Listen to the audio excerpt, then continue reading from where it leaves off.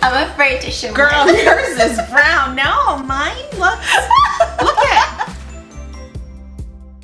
Who's ready to make some pasta? Today we're making some zucchini bolognese, and the special hack is from Meghan Markle, and it's a little tweak to the recipe, which is cooking it for 4 hours longer. Easy peasy.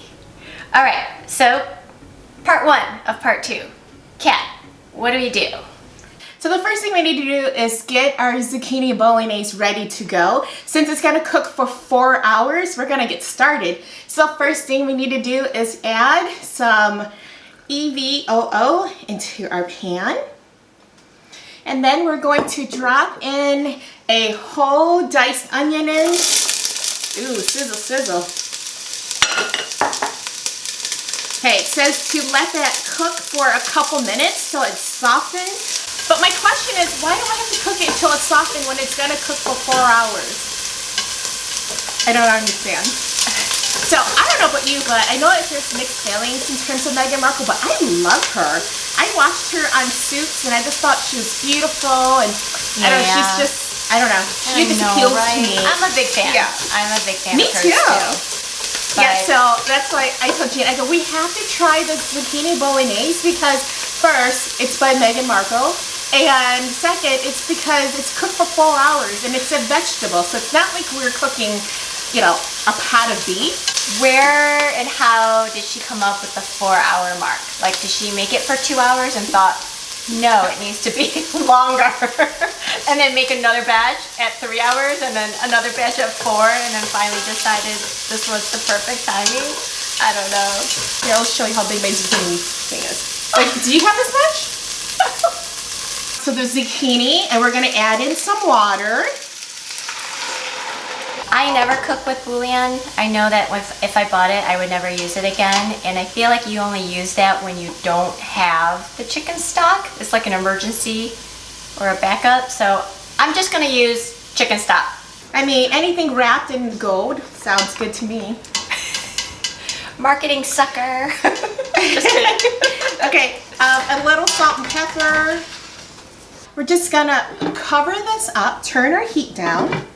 It says turn it down to low, and it says to stir it pretty frequently, and I'm sure you know some of the liquid might dry up, so you might want to add some more. It's just I'm worried about play around the with it to the liquid. consistency that you like. I'm gonna clean my house, and I'll see Gina, you, and everyone back in 4 hours. Sounds crazy.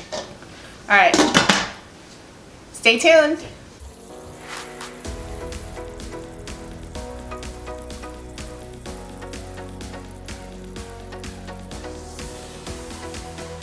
Our pasta is done. So we're gonna drain it, and then we're gonna come back to the sauce. We have one final step with the sauce.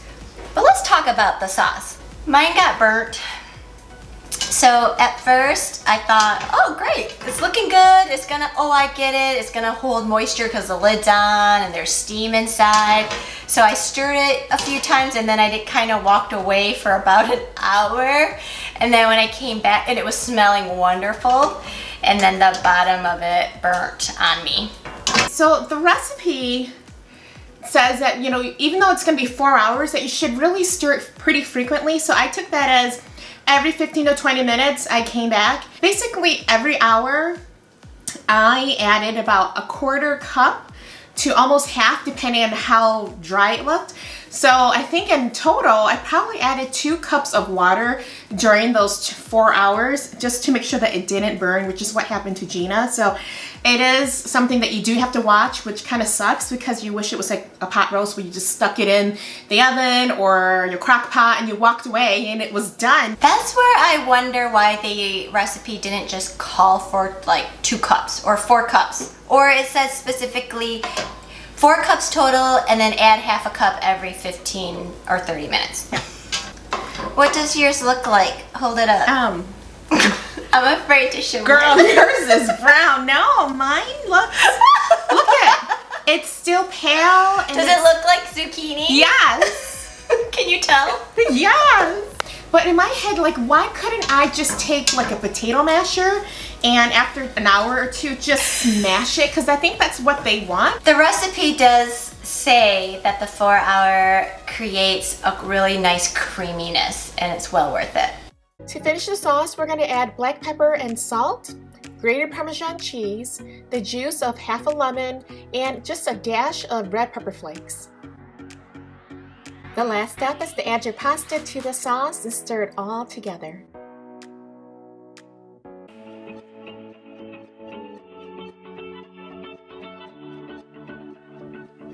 Let's see about this 4-hour zucchini bolognese, man. Actually, Kat, mine looks like, because it's so brown, it could, based on looks, pass for ground beef. I was gonna say that. Kids.